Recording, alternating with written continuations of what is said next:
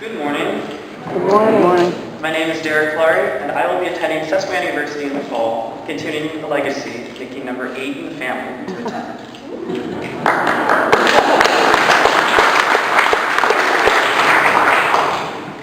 So, I was studying for a test when I received an email reading, "Thank you for volunteering to preach on Senior Sunday."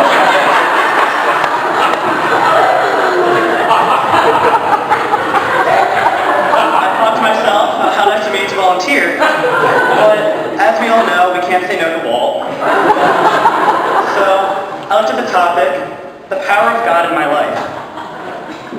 I didn't know where to start or what to write, so I thought, and since I was studying for a test, why not write about a test God gave me and the power behind that test? Amen. So I decided to write a personal message, the story of love.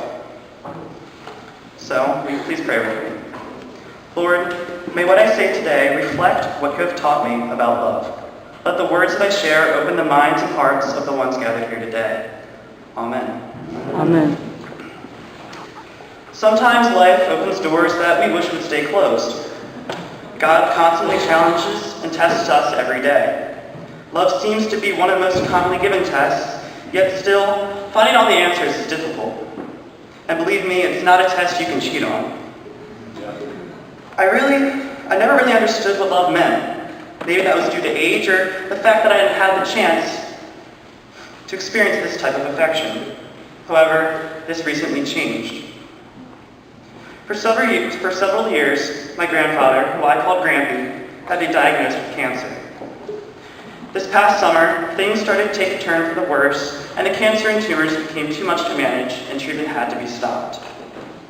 The doctors told him that he had anywhere from a few weeks to a few months to live. Now, I know that many of you never knew my grandfather. However, I can tell you, he had always been a hard-working man, and the question of death didn't stop him. He promptly took care of all paperwork and got everything in order so that he wouldn't have to leave the world worried about the future of his wife for over 57 years. In mid-November, the week before Thanksgiving, my parents decided to take a final trip down to the Outer Banks where my grandparents made home. I waited my sister Melissa's arrival as she was on her Thanksgiving break from college. As soon as she arrived home, we packed the car and made the 5-hour journey down to the Outer Banks. We arrived late at night, unaware of what we were going to experience in the morning. Melissa and I woke up early the next morning to see Grampy, and I was expecting this to be a hard thing to see, but didn't expect to be the extent that it was. Once my confident, bold, strong, well-driven grandfather, now laid a weak, skinny man, dependent on the support around him. When we walked in, something happened that I will never forget. He took one look at me, ignored the pain, and reached across his bed and gave me a firm handshake and the biggest smile he was able to give. That singular moment opened my eyes, and I realized that his days were short, and he was waiting to see his family before he made that final stop.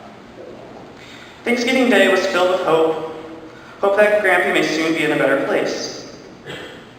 The next day happened to be my grandmother's birthday, and that Friday was also the day, although I was unaware, was the day I would finally recognize what love is, and I would understand what it meant to show love to those around you.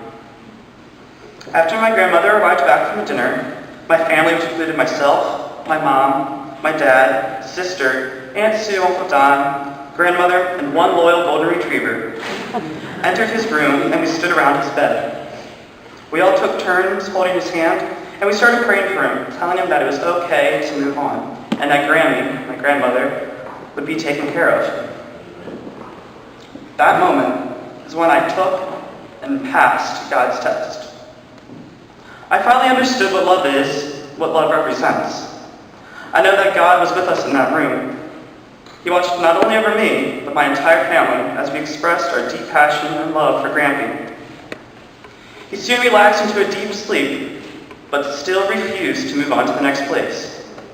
We knew, being the strong-minded man he is, he would not pass until he saw the people he knew were coming to see him.